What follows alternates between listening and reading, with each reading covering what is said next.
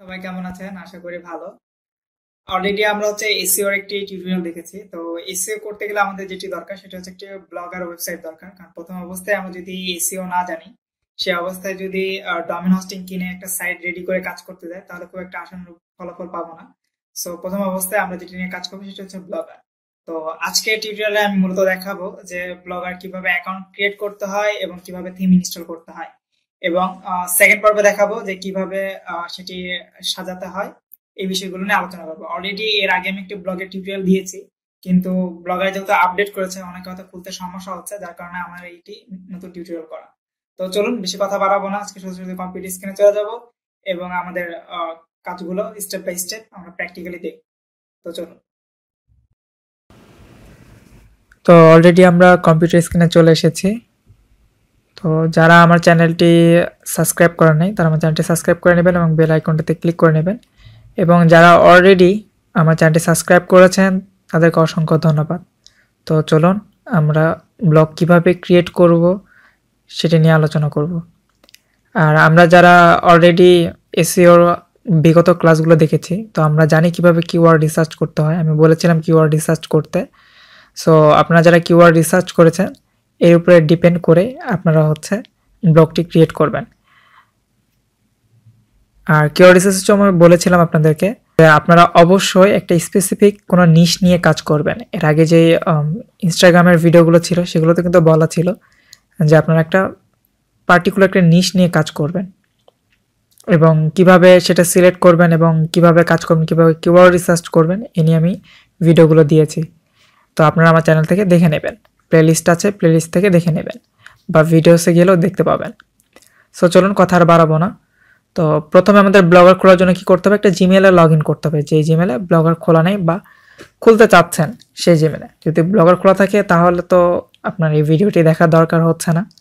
আর যারা অলরেডি নতুন খুলতে যাচ্ছেন তাদের জন্য মূলত এই ভিডিও।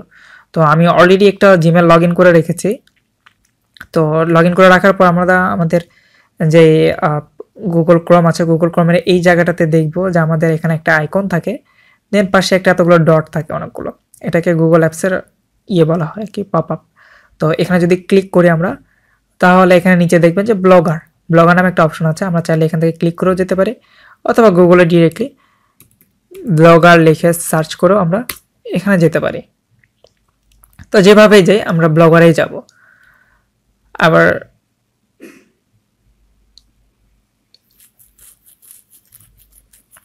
তো অলরেডি আমরা যেহেতু ব্লগারে চলে এসেছি, সেহেতু এখন কি করব, আমরা ক্রিয়েট ইউর ব্লগ এখানে ক্লিক করব। এখানে ক্লিক করার পর আমাদেরকে আবার ইমেল কনফার্ম করতে বলবে, যেহেতু আমাদের নতুন ব্লগার। তো আমরা এখানে আবার ক্লিক করবো, আমাদের যে জিমেলটি দিয়ে খুলতে আসছে সেই জিমেলটি সিলেক্ট করে দেবো জাস্ট এখানে। দেওয়ার পর দেখবেন যে এরকম একটি ইন্টারফেস আপনাদের সামনে চলে এসেছে। তো এখন কি করবেন, এখানে টাইটেল দেবেন। আপনারা যেই নিশটা সিলেক্ট করছেন সেই নিশ রিলেটেড এখানে টাইটেল দেবেন। যেমন আমি যে নিশটা সিলেক্ট করছি সেই নিশ অনুযায়ী আমি এখানে একটি টাইটেল দিচ্ছি। আমার নিশ হচ্ছে বেবি কেয়ার। আপনারা যে কোনো নিশ সিলেক্ট করতে পারেন, তবে অবশ্যই একটা জিনিস চেক করবেন, যখন আপনারা নিশটা সিলেক্ট করবেন, নিশ সিলেক্ট করার পর আমরা যখন এখানে ব্লগে আসব, ব্লগে আসার পর আমরা চাইলে এই জিনিসটা যদি নিল তাহলে তো ভালো, খুবই ভালো। আমাদের পুরো নিশটা যদি নেয়, আমার নামটা একটু বড়, এটার মাঝখানে কোনো স্পেস থাকবে না। যে মাঝখানে যে ফর্টটা ছিল, ফর্টটা তুলে দেওয়ার পর আমাদের এই নামটা নিয়েছে। সো আমরা এখন কি করব, এটা নেক্সট করব। ডিসপ্লে নেম আমরা ওটাই দিতে পারি, আমাদের নিশের নামটাই দিতে পারি আমরা। অবশ্যই আমরা প্রথম হাতে যে অক্ষরগুলো আছে এগুলো একটু বড় দেওয়ার চেষ্টা করব, তাহলে দেখতে সুন্দর লাগবে। ওকে, এখন আমরা এখানে ফিনিশ করব। ওকে, ফিনিশ করার পর আমরা যেটি দেখব সেটা আমরা ব্লগারের ড্যাশবোর্ডে প্রবেশ করেছি। এটা ব্লগারের ড্যাশবোর্ড। ওকে, এখন আমরা যদি দেখি যে আমাদের ব্লগটা দেখতে কেমন হয়েছে, তো আমরা এরকম একটি ইন্টারফেস দেখতে পারবো। তো চলুন আমরা এই ইন্টারফেসটি চেঞ্জ করব। এটার জন্য আমরা যেটি করব সেটা আমরা গুগলে যে সার্চ করব ব্লগার টেমপ্লেট। ব্লগার টেমপ্লেট লিখে সার্চ করলে আপনাদের সামনে অনেকগুলো রেজাল্ট আসবে। তো আপনারা কি করবেন, এই যে ওয়েবসাইট আছে, ওয়েবসাইটটা একটু ভালো করে দেখে নেন আপনারা। এই ওয়েবসাইটটাতে প্রবেশ করবেন, কারণ এখানকার যে থিমগুলো থাকে এগুলো মোটামুটি এসইও ফ্রেন্ডলি এবং থিমগুলো ভালো হয়। তো চলুন আমরা প্রথমে এটাতে যাব। যাওয়ার পর কী করব, এখান থেকে হচ্ছে ফ্রি ব্লগার টেমপ্লেট আছে, এসইওর এই টেমপ্লেট আছে, তাদের কিছু দেখার দরকার নেই। যে হোম পেজে দেখবে যে অনেক সুন্দর সুন্দর টেমপ্লেট আছে, এখানে অনেক সুন্দর সুন্দর টেমপ্লেট আছে। তো আপনারা যে কোনো একটি টেমপ্লেট নিতে পারেন। আচ্ছা, আমি এই টেমপ্লেটটা ডাউনলোড করি।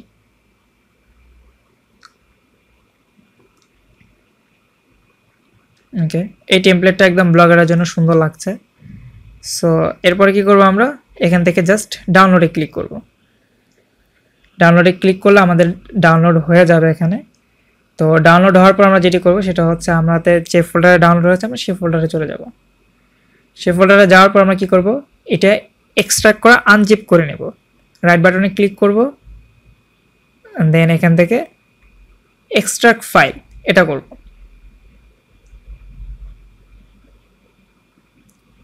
যখন আমাদের ফাইলটা এক্সট্রাক্ট হয়ে যাবে এটা ওপেন করব। ওপেন করার পর দেখব যে এর মধ্যে অনেকগুলো ফাইল আছে, বাট আমাদের যে ফাইলটি দরকার সেটি হচ্ছে XML। আমরা যখন মাউসটে এই ফাইলে নিয়ে যাব তখন দেখব যে XML নামে একটা ফাইল আছে। তো এই ফাইলটা আমাদের জন্য লাগবে। তো কি করব, আমরা এখন যাব সেমভাবে আবার ব্লগারে চলে যাব। ব্লগারে যাওয়ার পর কি করব, থিমসে যাব। থিমে যাওয়ার পর আমরা দুভাবে এখানে টেমপ্লেট সেট আপ করতে পারি। একটা ডিরেক্টলি রেস্টোর, এখানে যে ক্লিক করার মাধ্যমে আমরা আপলোড করতে পারি এখান থেকে। এই যে এখানে ফাইলটা চলে আসবে, আমরা এই ফাইলটা আপলোড করে দেব।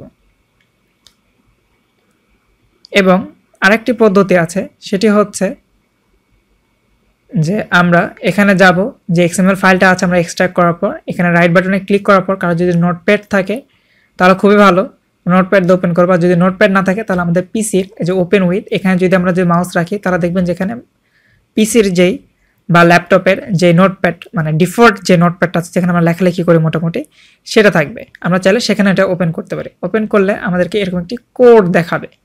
তো আমরা কি করব, সিম্পলি আমরা নর্মালি হচ্ছে এটা Ctrl+A দিব এবং Ctrl+C দিয়ে কপি করব। কারণ যদি আপলোডে যদি প্রবলেম হয় তো সেই ক্ষেত্রে আমরা এই কাজটা করতে পারি। ডিরেক্টলি আমরা এটা Ctrl+C দিয়ে কপি করে নেব, Ctrl+A দিয়ে মার্ক করে নেব এবং Ctrl+C দিয়ে এটা পেস্ট করে নিলাম, কপি করে নিলাম। দেন আমরা কি করতে পারি, এখান থেকে জাস্ট এখানে ক্লিক করব, যে কাস্টমাইজের পাশে ক্লিক করব, যেখান থেকে যা রেস্টো দিয়ে আপলোড করছি ঠিক সেখানে নিচে আসার পর এখানে এডিট HTML এখানে ক্লিক করব। এখানে ক্লিক করার পর আমরা কি করতে পারি, এখানে জাস্ট Ctrl+A দিয়ে এটা সিলেক্ট করে নিয়ে ডিলিট করে দেব। দেন Ctrl+V দিয়ে এটা পেস্ট করে দিব। দেন এখান থেকে আমরা কি করব, জাস্ট সেভ করে দিব। যদি কারো আপলোডে প্রবলেম হয় তাহলে আমরা এটা করব, আর যদি কারো আপলোড হয়ে যায় তাহলে সেক্ষেত্রে আমাদের এটা করার দরকার নেই। আপনারা দুইভাবেই করতে পারেন, আমি দুভাবে দেখালাম। এখন যেটা করব সেটা হচ্ছে আমরা যদি কোনো ভিউ ব্লগে ক্লিক করি তো আমরা দেখতে পাবো যে এই যে এখানে আমাদের একটি পে ওয়েবসাইটের থিম আপলোড হয়ে গেছে এবং এটি চেঞ্জ হয়ে গেছে। তো আমরা এখন কি করতে পারি, আমরা হচ্ছে এই জায়গাগুলো ঠিক করতে পারি। যেমন হচ্ছে নিচে যে নামটা আছে ফুটারে, এই ফুটারের নামটা আমরা চেঞ্জ করতে পারি। এখানে হোম, অ্যাবাউট আস, কন্টাক্ট আস আছে, এগুলো পেজ আমরা ক্রিয়েট করব। দেন উপরে যে মেনু বারটা আছে আমরা হচ্ছে মেনু বারটা সাজাবো। তো তার পূর্বে আমাদের যেটি করতে হবে আরেকটি কাজ, সেটা হচ্ছে এখানে লোগো। আমাদের যে ওয়েবসাইটের নামটা আছে আমরা এখানে সেই অনুপাতে একটা লোগো করে নিব, করে নিয়ে এখানে আপলোড করতে পারি। অথবা হচ্ছে লোগো ক্রিয়েট না করতে পারি তো সেক্ষেত্রে আমরা ডিফল্ট টেক্সটটা এখানে ব্যবহার করতে পারি। এটার জন্য কী করতে হবে, আমরা এই ব্লগার এখান থেকে লেআউটে যাব। লেআউটে যাওয়ার পর এখানে উপরে দেখবেন যে হেডার লোগো নামে একটা অপশন আছে, এটা যে কোনো থিমেই থাকতে পারে। তো এখানে আসার পর আমাদের যে পেন্সিলের মতো যে চিহ্নটা আছে এখানে ক্লিক করব। ক্লিক করার পর সিম্পলি এখানে দেখবেন যে হচ্ছে একটা লোগো দেওয়া আছে, অথবা এখানে দেখবেন লিঙ্ক প্রোভাইড করা আছে। তো লিঙ্ক যদি প্রোভাইড করা থাকে তাহলে সিম্পলি জাস্ট ক্লিক করবেন এবং এটা মুছে দেবেন। Ctrl+A দিয়ে মার্ক করে নিয়ে জাস্ট ব্যাক স্পেস প্রেস করবেন, চলে যাবে এখান থেকে। আর এখানে হচ্ছে আমাদের যে নামটা আছে এটা শো করবে যদি আপনারা লোগো ডিজাইন না করতে পারেন, তো সেই ক্ষেত্রে দেন আমরা এখানে যদি সেভ দিয়ে দিই এখন, তারপর ঠিক নিচে এখানে দেখবেন যে একটা সেভের অপশন আছে, আমরা এখানে সেভ করে দিব। সেভ করে দেওয়ার পর আমাদের এটা সেভিং নেবে, এখানে সেভ হচ্ছে।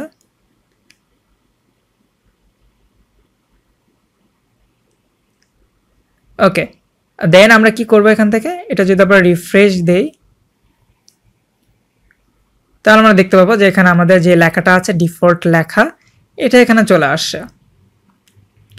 এখন আমরা কি করব, এখানে দেখতে পাচ্ছি যে অন্য একজনের পেজের লিঙ্ক দেওয়া আছে, ইভেন এখানে হচ্ছে তার ওয়েবসাইটের লিঙ্ক দেওয়া আছে, এরপরে এখানে তার সোশ্যাল মিডিয়ার লিঙ্কগুলো দেওয়া আছে। তো আমরা সেগুলো এডিট করব। তো এর জন্য কী করবো, আবার লেআউটে চলে যাব।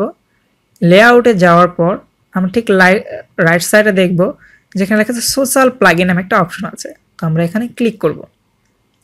ক্লিক করার পর সিম্পলি জাস্ট এটা এডিট করব এবং এখান থেকে হচ্ছে তাদের যে লিঙ্কগুলো আছে আমরা সেটা পরিবর্তন করে দেব।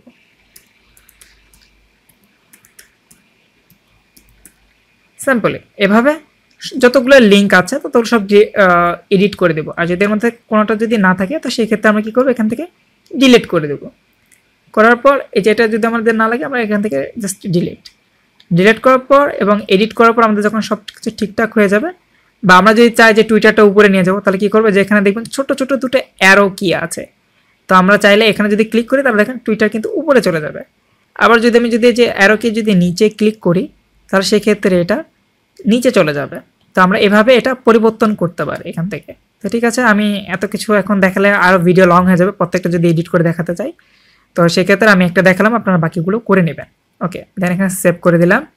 বা চাইলে যদি কারো যদি এখানে যদি প্রবলেম হয় যে আপনার কোনো পেজ আপাতত ক্রিয়েট করা নেই, তাহলে সেক্ষেত্রে কী করবেন, আমরা এখানে ক্লিক করবেন। ক্লিক করার পর এখানে শো লিঙ্ক আছে, এখান থেকে স্টিকটা উঠিয়ে দেবেন, তাহলে এটা শো করবে না। এখানে যদি সেভ করে দিই আমি, তাহলে এটা শো করবে না। ওকে, এটা আমি পরে দেখাচ্ছি যে কোথায় শো করবে বা করবে না।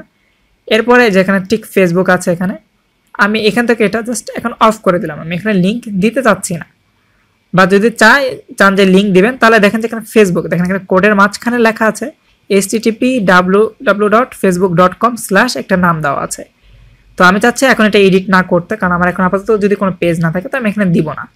আর যদি চাই যে এখানে পেজের লিঙ্ক দিব তাহলে জাস্ট আমাদের ইউজার আইডিটা যেটা আছে পেজের সেটা এখানে দিতে পারি, বা আমরা পেজে যাওয়ার পর পেজের যে ইউআরএলটা আছে ওটা এখানে নিয়ে এসে এটা তুলে দিয়ে ওটা দিতে পারি। তো যাই হোক, আমি চাচ্ছি আপাতত এটা অফ থাকতে, তো আমি এটা অফ করে দিলাম। এরপর আছে সাবস্ক্রাইব আস।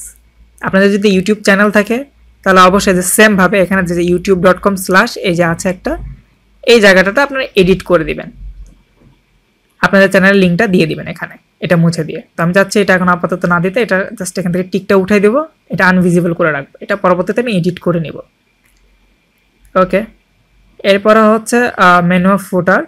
এখানে যখন আমরা পেজ ক্রিয়েট করে ফেলবো এই যে এখানে, দেন হচ্ছে আমরা এখানে সেটা অ্যাড করতে পারি, পেজের লিঙ্কটা এখানে দিয়ে জাস্ট শুধু অ্যাড করতে পারি, এবং এখানে যে পেজের নাম সেটা দিয়ে দেবো। প্রাইভেসি অ্যান্ড পলিসি আমাদের অ্যাড করতে হবে, সো আমরা এখান থেকে তখন এটা অ্যাড করে নিব। বা আমরা যদি চাই যে হচ্ছে এটা আপাতত অফ রাখতে, দেন আমরা এটা অফ রাখতে পারি। ওকে, আমি চাচ্ছি এটা থাক, অনই থাক। এই হচ্ছে মোটামুটি সিম্পল কাজ। ওকে, এটা আমি সেভ করে দিলাম, এটা সেভ হয়ে গেল।